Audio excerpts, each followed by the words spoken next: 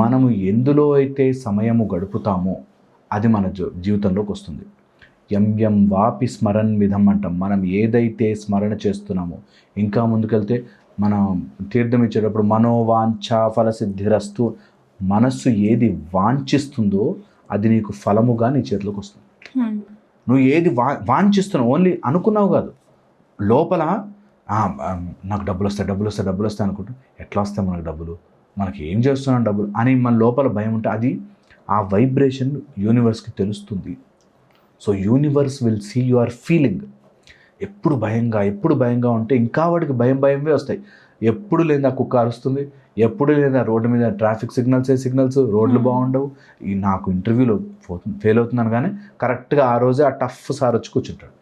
So point is you will attract constantly what you are వాంఛ చేస్తున్నావు లోపల, ఏదైతే పదే అనుకుంటున్నావు నీ ఫీలింగ్, దట్ విల్ హ్యాపెన్.